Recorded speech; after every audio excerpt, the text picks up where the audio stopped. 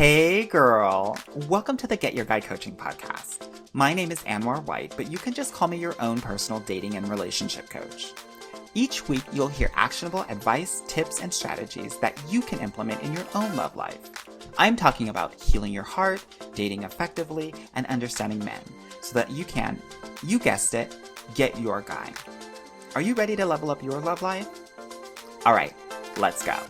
I never felt the way I do about anyone but you. Hey girl. So in today's episode, I'm going to give you a sneak peek into a private webinar that I did for G.R.I.D 202 partners. Based in Washington, D.C. and North Carolina, G.R.I.D 202 Partners really serves primarily successful female clients, and many of them being women of color. So it was a perfect mix for me to really talk to them about everything that I know, dating, relationship, love, and men related. So the firm works with medical practitioners, attorneys, corporate executives, professional athletes all around the world. What I love about the heads of the firm, Keith and Kamila, is that they serve their clients holistically, just like I do. Now, in this session, I'm going to give you all my tea and exactly what I told them about everything that I knew related to the dating pitfalls of the smart and successful woman. I hope you enjoy it. My name is Anwar White. I am the founder and creator of Get Your Guide Coaching. And one of the things that we really focus on is making sure that smart and successful women have a strategic plan on how they're going to find love. Right? So you're not just kind of happenstancing cute rom-com meetups with men. That's really not how reality happens, especially now with so many online apps and globalization. You need to be much more strategic in the way that you look for and find love and how you actually participate in it. And so just a little bit about how I got started. I went to business school a long time ago, and I would catch up with all of my friends, my smart and successful girlfriends, and they were still looking for love and they were having a lot of difficulty. And me being the type A kind of person that I am, I told my girlfriends, I would say, okay, well, I'm going to help you make this happen, right? I'm going to take over your love life for a hot second, right? So, it meant talking through whatever was holding them back internally, right? As well as making sure that how they're representing themselves, not just like with online dating, with amazing profile pictures, with an amazing profile that stands out and that is not super bland, as well as how to really approach the first date so that it's amazing and you get a variety of second, third, and subsequent dates, right? So that you can actually be in a place to actually have an exclusive, committed relationship, which for most of the women that I talk to is their desired outcome. This work is really personal to me. My grandmother was married 3 times. My mother was married 3 times. My sister just got divorced and with my help got remarried, right? So specifically with Black women, sometimes it can be a little bit harder to really find that forever plus one. And so I wanted to mention that because this is something that's personal to me and my heart, and it's a huge passion of mine. Just to empower women, but specifically Black women. Roughly 92% of women that I work with get into healthy relationships, exclusive relationships within 3 to 6 months after working with me. And then around 2/3 of women are engaged within 2 years.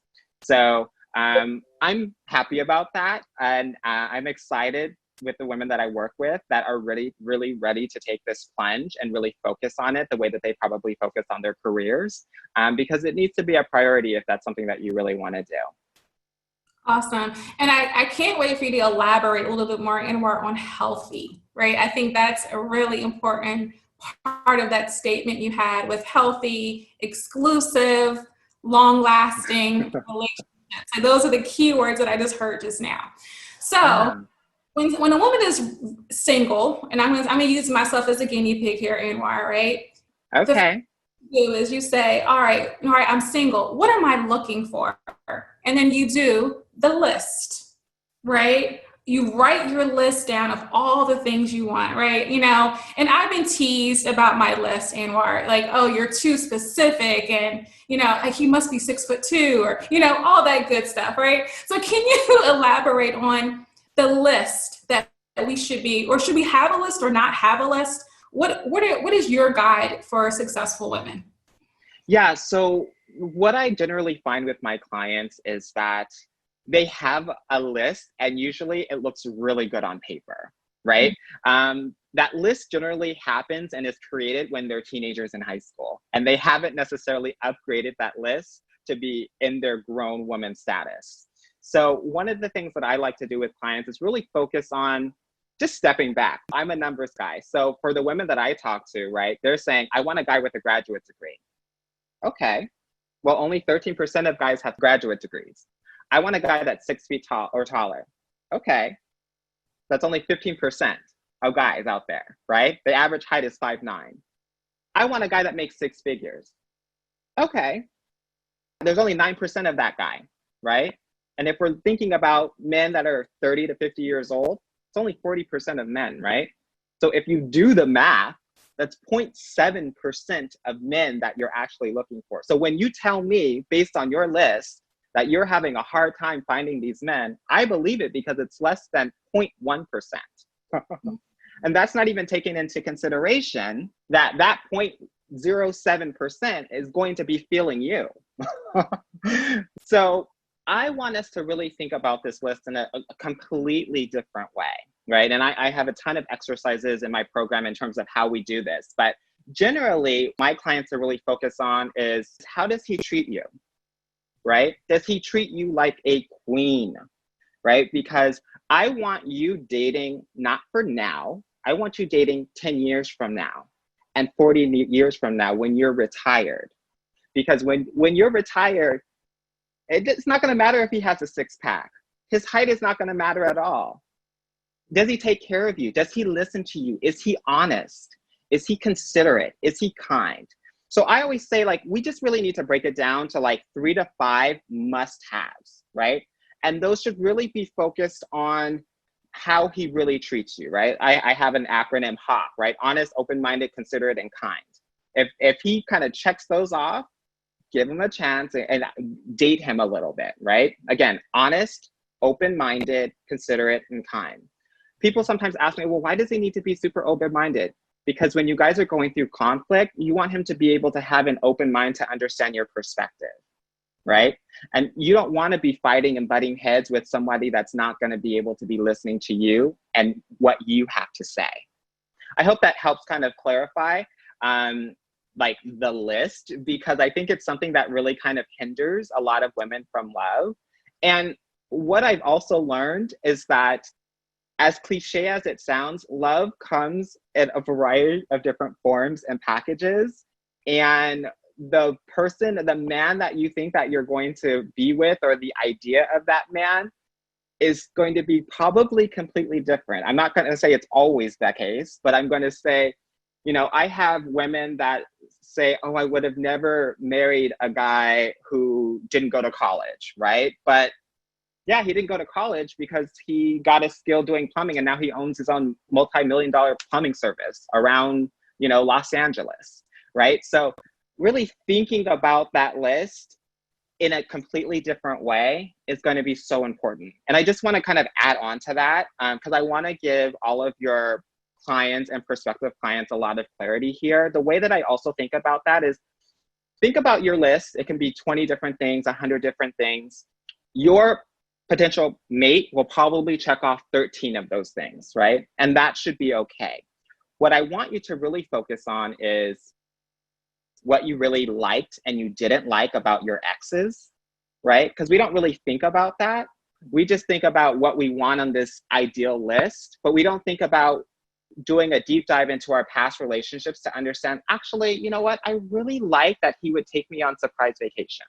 Oh, I actually didn't like the fact that he had a great job, but it meant he had to work 100 hours a week, so I never got to see him, right? So really thinking about it in real time about what you really want and don't want is going to be really important. Another thing that I found in terms of really focusing on what to look for, because it's going to be different for every woman. I don't want to get all, you know, psychological here, but you've got to really step back and think about your relationship with your parents and what need has not still been fulfilled within that relationship, because that's what you're looking for in your relationships, and that's what's going to make you feel safe in home. So for me personally, right, I had a father that abandoned me when I was quite young. So for me, someone who was reliable and always there for me meant the world. So when I had somebody that was calling me every day, and when I called them, they called me back, it was everything, right? But that's going to be different for every individual. So that's something that you want to think about on a personal level, so that you're realizing that, okay, and that should be kind of your major thing, because that's the thing that's going to make you feel safe and whole. Mm-hmm. Okay. Mm-hmm. So when you think about when we're looking, oftentimes we look for a clone. We look for someone like us, but a male version of Kamila, right? You know, similar. And for some of my friends on that probably sounds very scary, right? But we look for a male version of ourselves because we look for people that align with our value systems, our wants, our needs, our ambition. Can you share with us, like, what are the positives or negatives of finding someone that's very similar to you? And what mistakes do you see women make when they do that? That's something that is so hard for smart and successful women, right? Because they work so hard and they're on their game, and they want somebody that is working just as hard and that's on their game as well. Everyone lives their life completely differently. And unfortunately, men don't date like that. Men are not dating for their clones, right? You're dating for your clone potentially, and a lot of my clients do, but that's not how men do. The way that men date is they're focused on women that, and I have another acronym, right? That gas them up, that make them feel good, that make them feel accepted, and that make them feel strong, gassing them up.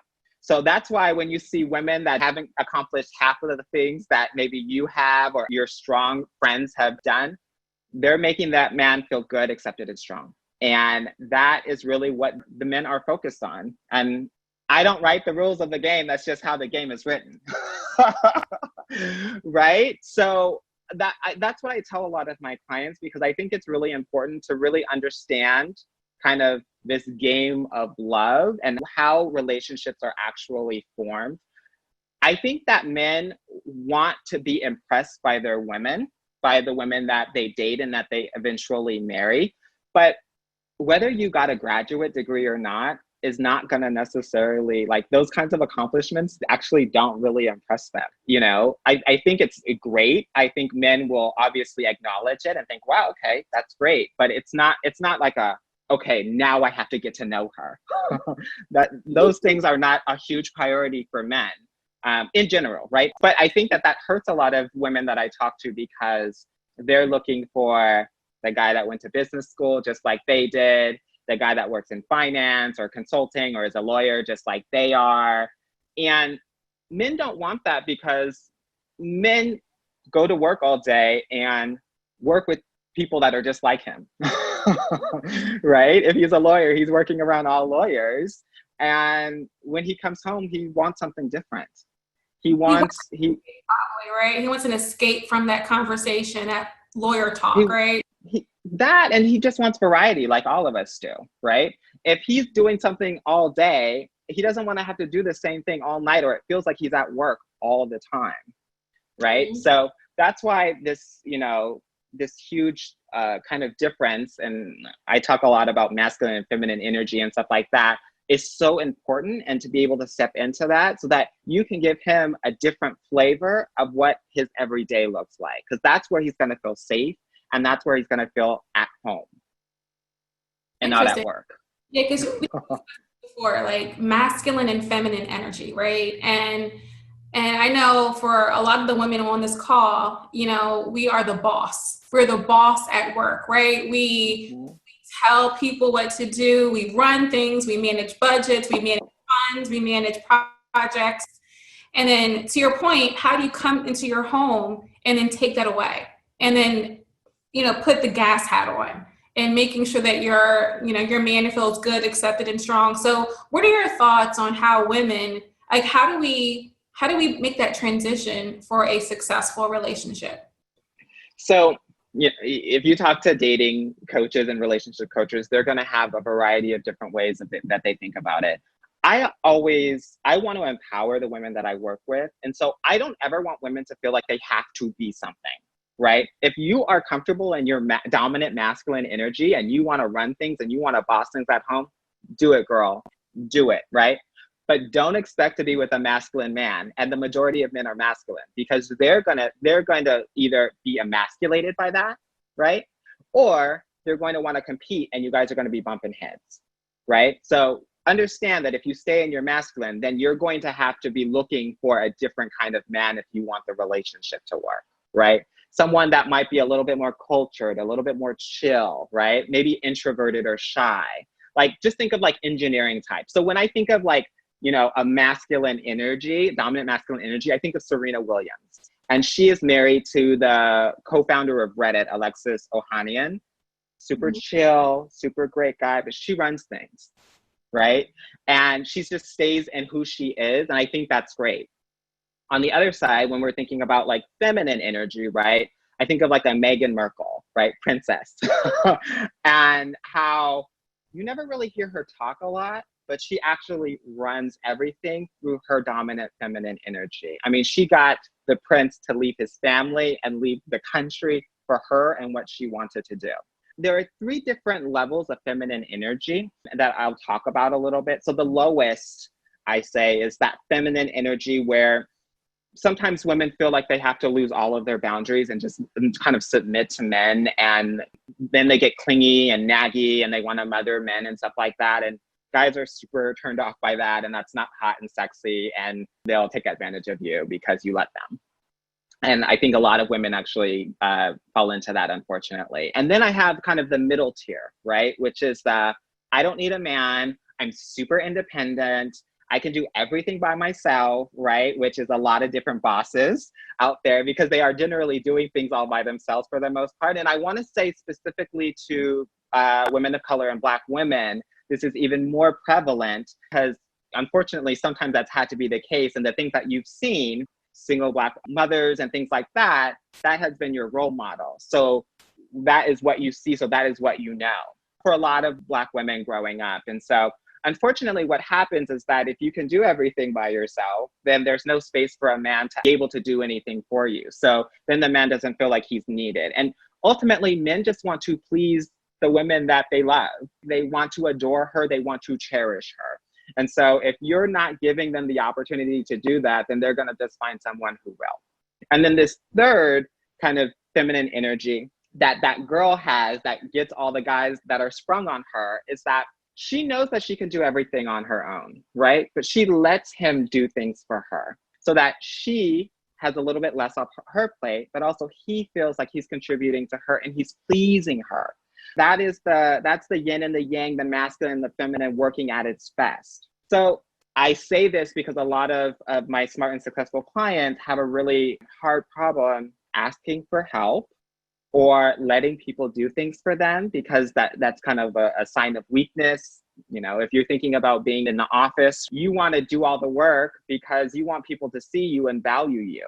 And that really drives a lot of success career-wise and even life-wise, right? If you say, okay, I am going to run a marathon and I run a marathon and I'm amazing, that's great. Without anybody's help, that's why the smart and successful women have sometimes trouble finding exclusive, committed relationship with men because they're not able to let that masculine energy really do what it wants to do. So just to kind of step back a bit, because I've talked a little bit about masculine and feminine energy, I want to talk about what that really is, because sometimes there's a little bit of confusion about that.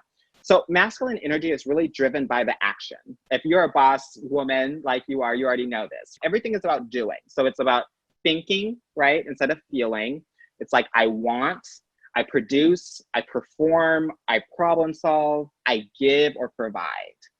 And oftentimes, a lot of women, what I see is that they're giving, thinking that they're being feminine and nurturing, but giving is actually a masculine trait as well. So when you're giving, you actually don't give a lot of space for the man to give. Now, I want to kind of clarify that. Masculine energy should be giving first, and you should be giving in return. I don't really recommend women to give first because then you're not giving the man an opportunity to really kind of be chivalrous in a way. And a lot of men want to save the day, right? They want to be the superhero. The feminine It's driven by feeling, right? About relationships. I feel. The power of the feminine energy is really being able to accept, and reject anything that the masculine energy gives, and that's where the true power is, right? Because men can do and say and whatever they want to do, and your power is to say, I accept that or I reject it. And it's so powerful. And I say this to say, men get rejected a lot, so they're actually more sensitive than we think that they are. Especially nowadays, a lot of men are not really in real life coming to women and trying to approach them and pick them up. One, because a lot of women are rejecting more so. And then now, because of the Me Too movement, there's a little bit more of a sensitivity around that. So I always recommend for my clients to really do a lot of their work online. Obviously, offline is great too, but it can't be your sole way of trying to find a man, because there are a lot of things that are preventing that from happening as much as it was even 10 years ago. So part of it is, I think for women, and I'll speak for myself and others, it's hard to be vulnerable though, right? So even the men are scared of being rejected, and women are scared of repeating past relationships, right? And repeating the hurt they experienced, and that creates that wall, right? So we want to be open and receiving of men that have interest in us and just have that dialogue, but how do we remove that wall? So that takes work, right? That takes true healing. And unfortunately, a lot of people don't really know how to heal on themselves. I mean, you'll probably hear a lot of different people saying, I'm working on myself, I'm working on myself. A lot of people just don't really know how to do that. And instead, actually, what they do is they either just make themselves really busy, right? They lean into work, or which doesn't, you and everybody else, right? Or they'll just avoid, or they'll do what I call short-term kind of relieving experiences, which are, I'm going to shop, I'm going to eat, I'm going to go out, just to avoid the actual healing. If you really are interested in the healing work, and that's part of my program too, it's actually at the very beginning, because you have to heal from all of your past relationships, and even you have to go back to childhood, right? Especially as Black girls growing up, there's probably a lot going on that hasn't been processed yet. And so we go through that because it's so important to be very clear about that and be able to be okay with your past and accept it and accept the players in it. An important piece is to realize the last guy isn't this guy. So to actually kind of treat him as such is unfair, both for you and for him. And so every new person is a completely new slate. And oftentimes women will have that wall up of vulnerability, and being in your feminine is about vulnerability. It's about being open to be able to accept or reject. So if you are a woman that is choosing her dominant feminine energy in her romantic relationships, vulnerability is going to be so important and so key. Unfortunately, oftentimes what I do see is women that are, let's say, too vulnerable or too hot, right? So they're overly sexy and sexual, and then, which means that they have no vulnerability walls, right? And then men have no respect for them and will do whatever they want. Or, which is more of the case for the women that I work with, that they're too cold, right? So the walls are super, super high, and it's like business-like. So if you're ever on a date and you're asking him questions like it's an interview, the 90% of the chance you're probably not going to have a second date, right?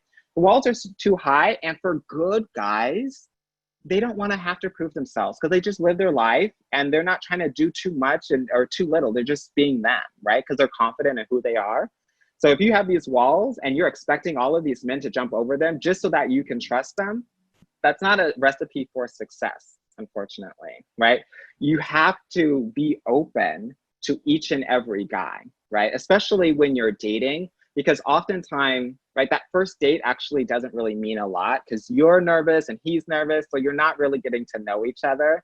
I generally tell my clients that you'll get to see who that guy really is by date 3, right? So the guys that you're like, I guess, okay, maybe give them another chance, right? Give him a second date because between date 2 and 3, he doesn't feel rejected, right? He feels like, okay, I'm going on another date, so I have more confidence, and so that I feel more confident to actually show who I am, right? And so you get to know who this person is, and not just does he have brothers and sisters, where he went to school, and X, Y, and Z. So when I'm talking about vulnerability, and I just want to clarify this, it doesn't mean that you're telling your secrets or anything like that, right? It's not about being too hot and about being too cold. It's about just being warm.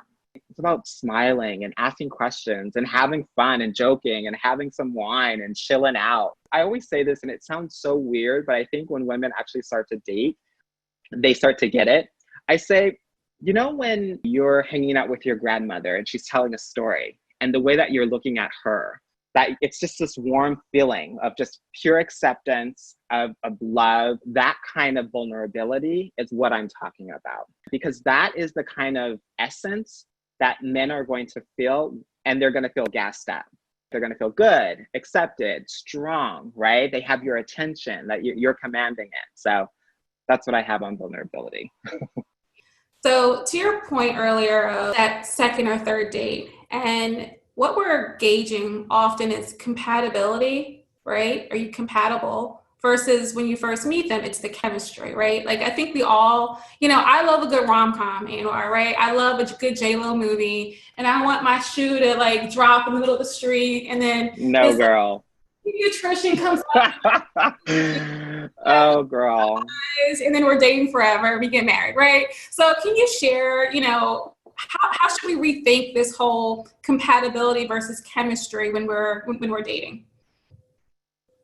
Yeah, I think that you're not alone when you say that, right? I think that women are brought up to believe that if they do have butterflies, then that's a really great sign. I would actually challenge that and say, if you feel 100% comfortable with this man, you're not going to feel butterflies, because it's going to be so natural, and you shouldn't feel that way. So this chemistry thing I want to debunk, because chemistry actually leaves a relationship between months 18 to 24. So after that, if chemistry was everything that you guys were hoping for, it's out. And then you got to figure out if you actually like this person, right? And like, you can deal with them, if you're compatible, if you want the same things, if you live the same way, right? If you have the same hours, right? If you want to build together, which for my clients is one of the most important things. Obviously with your business, it's about building and creating those sorts of generational, that wealth, and also generational wealth, right? So understanding what that looks like, and if your dreams are aligned, right?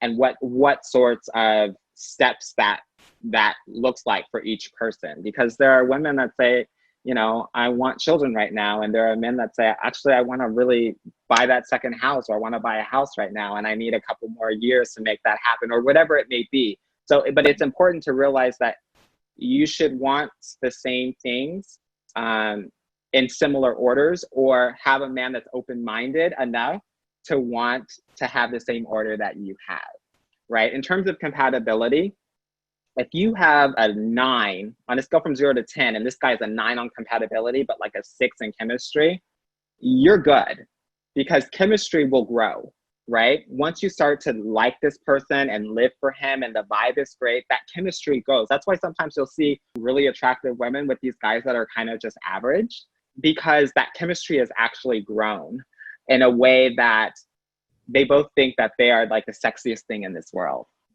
And so I think it's important to realize that if chemistry is everything that you're feeling, then you should go on more dates to figure out if it's just chemistry or if it's something more. And also, if chemistry is everything that you're feeling, it's actually affecting the way that you think critically about some of these guys. So for some of the women that are on the call that have had really bad relationships, I want you to think back on when you first met the guy, and if it was mostly chemistry that made you kind of lose your head, and allow him to do things that from a head perspective you would never allow anyone else to do. But because you have these butterflies, and because you were focused on the chemistry part, you allow your boundaries to get a little bit flexible and loose. And so that's why I'm saying, like, I'm not saying chemistry is nothing.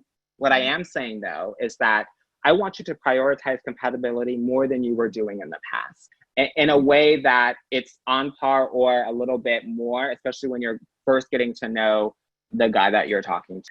Well, let me just step back and say, men see potential in women within the first 5 minutes, right? So they're going to know, am I going to give this woman the time of day? Like, is she potentially a woman that I would want to marry or not?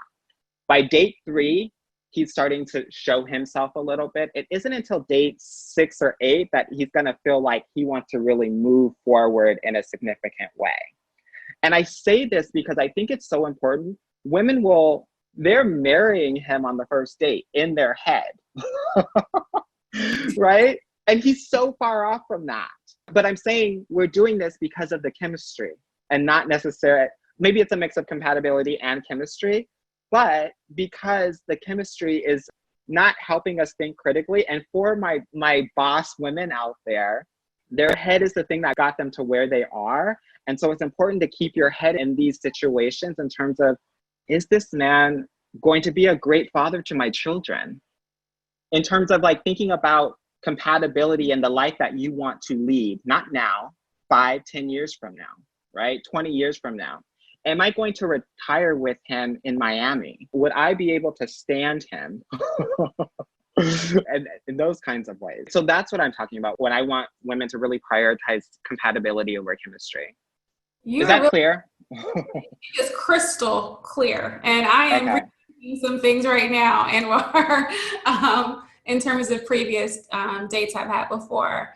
So we've gotten some questions, and I'm going to selfishly on first, right? Okay. So for those women that are jumping into the dating scene after divorce, how do you get started? And then, should you really start online first? Like, do you encourage them to get their feet wet and just go out and be social, or do you just say go right to Bumble or Match or whatever online dating site you prefer?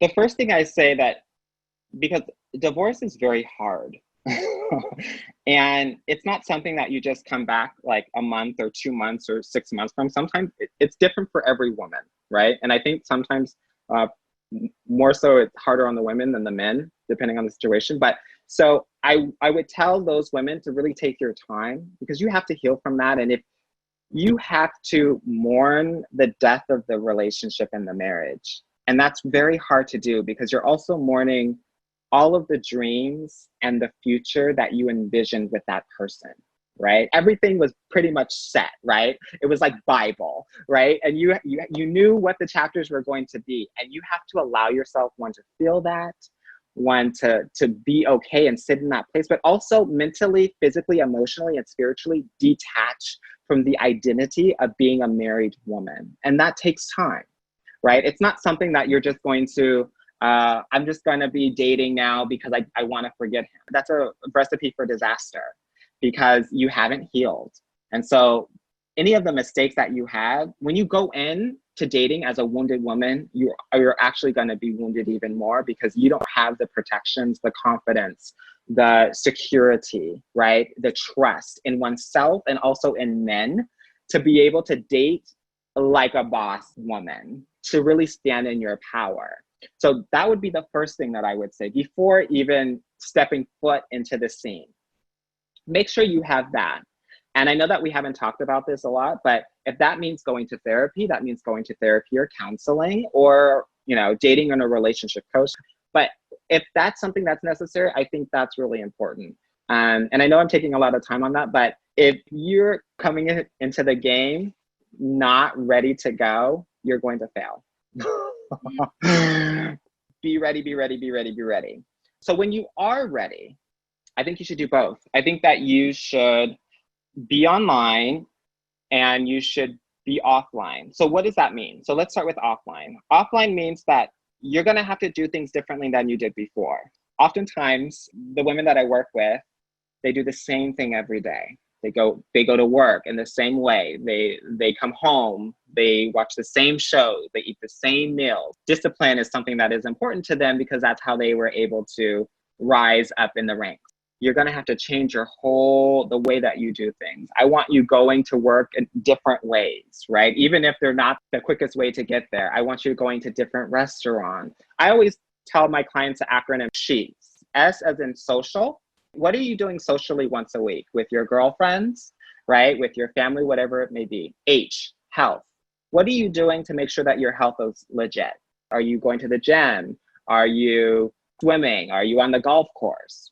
Are you bowling? Whatever it may be. E, education. How are you growing yourself?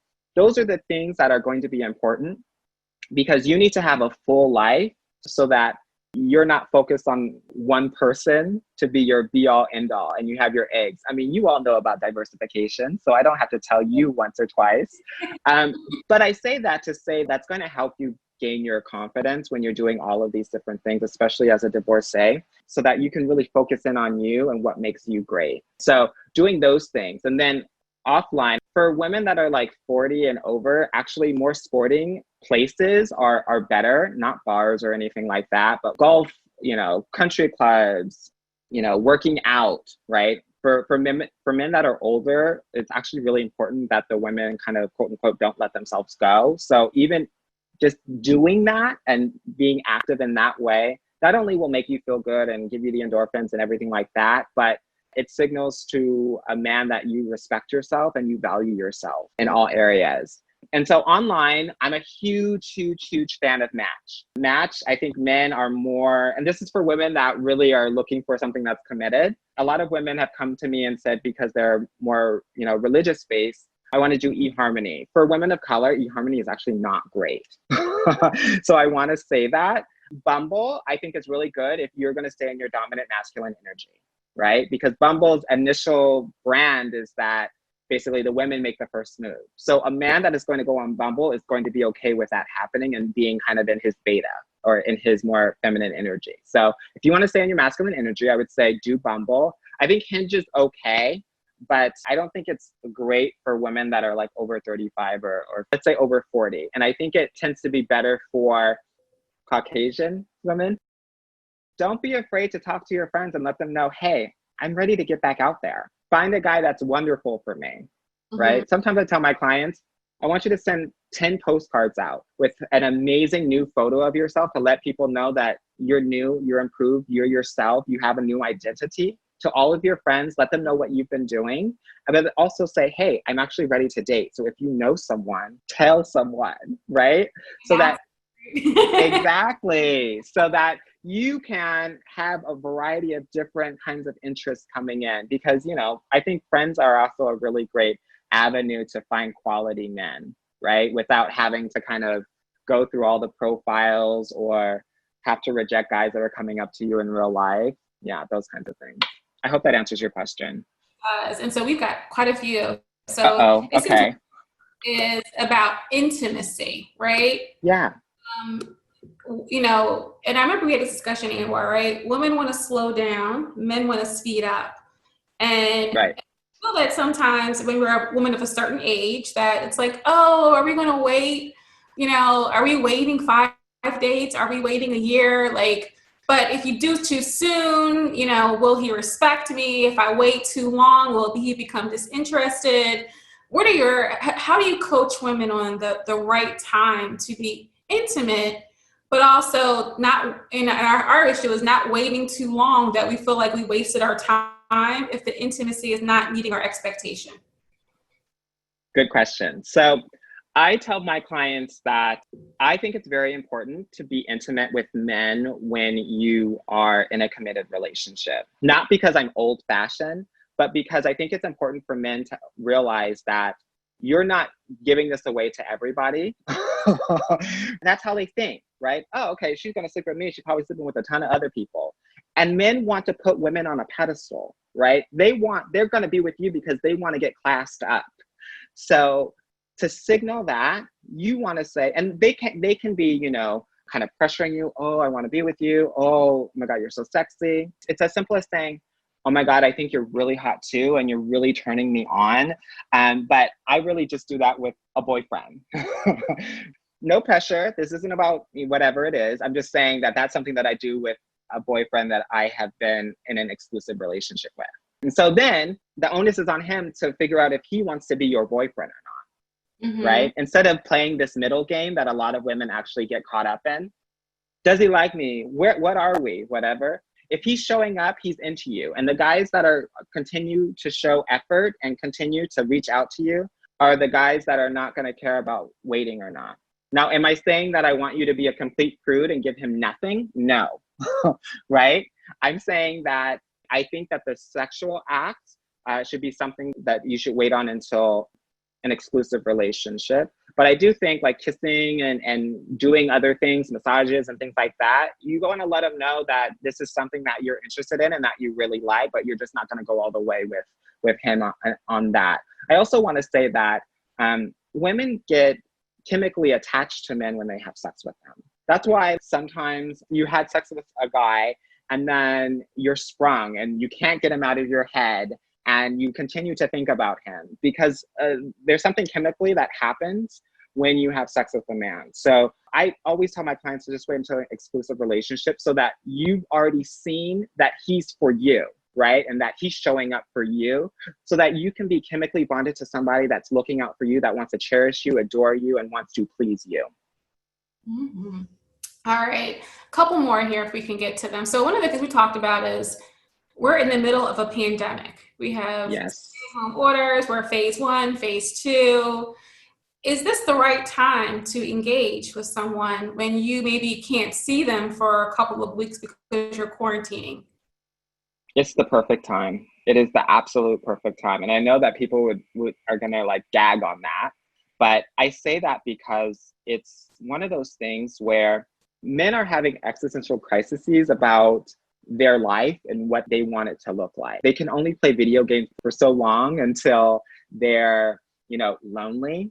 They're thinking about, I don't want to die in this house all alone. I want to be with somebody, right? And they're horny, right? So they're really going to be thinking about, I want to be with someone. I want connection. I want touch. I want a lot of different things. And so it's the perfect time to be out there because they're more open to relationships and quicker to really connect to that than they've ever been, I think, since we've all been alive, to be honest with you. And so this is the perfect time to really be out there and talking to guys and seeing where they're at. And also just the nature of courtship, right? Like I think you were mentioning before, guys look for sex and fall in love.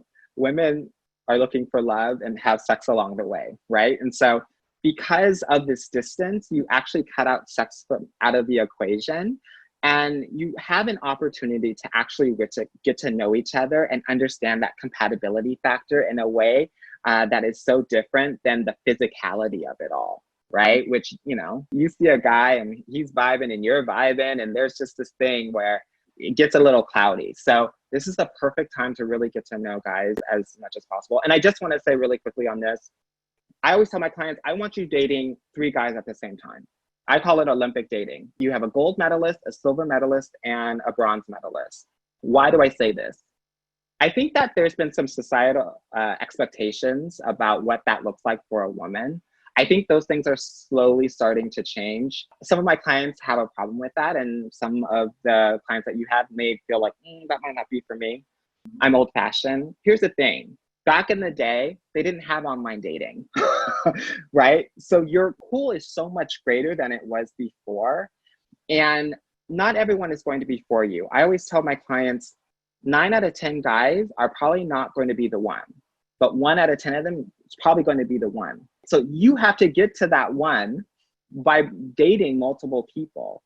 And as you know, diversification is key in your portfolio, right? If you have an Apple stock and it tanks one day, you're SOL, right?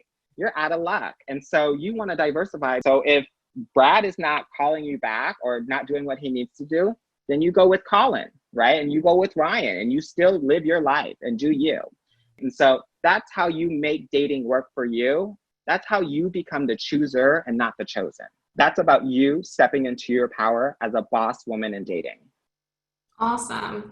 Sometimes men intentionally want a boss, right? They look for a boss. And one of the things that someone asked is, what are the new rules? Like, should the man, pay for the first date? At what point do we as women, because there's equity in terms of maybe how much we're both making. It isn't like, I'm 18 and he's 25 and he should take care of everything. What are the rules in terms of women who have that financial security, and how should we engage during that dating process? So I think it's important for you to always give him a little fake check, like you're about to take the check, but you don't, right? And see what he says. If he says, no, I got it, great. If he doesn't, then you've observed something and you're taking a mental note. That can go into, okay, do I really want a man that's going to be doing that or not? Again, that goes back to your masculine and feminine energy. If you're going to step into your dominant feminine energy, that's probably something that you don't want, right? If you're comfortable being in your dominant masculine energy, going halfsies is not an issue, right? So there aren't rules. You make the rules, right? And it depends on who you are and how you're dating in terms of if that's going to be acceptable or not. For the 80% of the women that I work with that are going to step into their feminine energy, that are choosing to do that, then that would be kind of a negative to me. Awesome. And last question. So some women have been rejected by men a lot, right? That they're very vulnerable, they're afraid. What advice do you give them? You share with men, they have that fear. How do women overcome that rejection to get back in the game and find the right one? So people are selfish beings and they're going to do things for them and not for other people. And so if you're personalizing, that's why I always give numbers, right? 9 out of 10 men are not going to be for you. If you know the numbers before you go into the game, then you realize it's part of the game and it's part of the numbers and it's not about you. You're 8, you're not 1, and that's okay, right? It's a numbers game. So you can't make these things about you because most oftentimes it's really not. And oftentimes it's really guys not really ready to settle down anyway. So you probably dodged a bullet.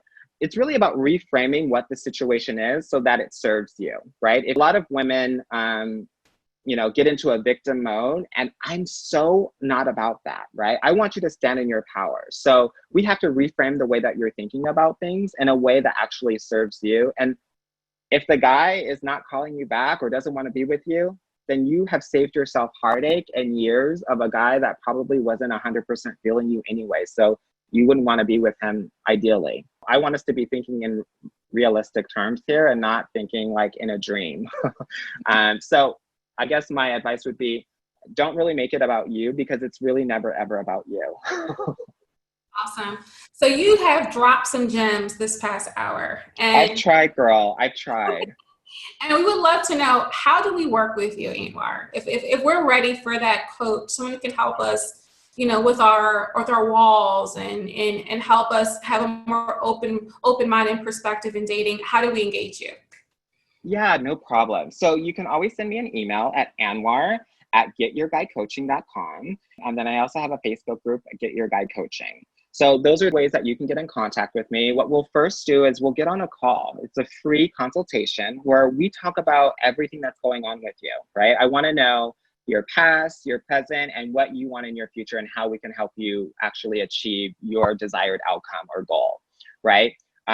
We'll also talk about the things that are hindering you from finding love, and it's going to be different for every woman. I mean, I've talked in generality here, but everyone is going through their own love journey. So on that consultation call, you'll be able to actually really figure out what that is for you. That's something, if you go to my website, getyourguidecoaching.com, you'll find the consultation tab there that you can book a consultation. But yeah, I mean, it's really a conversation to really serve and help you like I've done today. And, it's really no pressure. I'm actually booked until mid-July. So I don't have any availability right now, but in July, I will have maybe 1 or 2 more spots. I generally work with women for about 6 months, just because every woman is different, and sometimes the healing work takes longer or not. So I want to make sure that you have a lot of guys that you're talking to, that you're dating, and that you actually find attractive and really like. So I think that 6 months is a really great time to actually accomplish those things. Now, I hope that you enjoyed this interview about dating pitfalls of the smart and successful woman that I did with G.R.I.D 202 partners. And as you can tell, we had a ton of fun. I was spilling tons of dating and relationship tea, and I hope that you got a lot of value out of it. All right, my loves, I'll talk to you soon. Bye.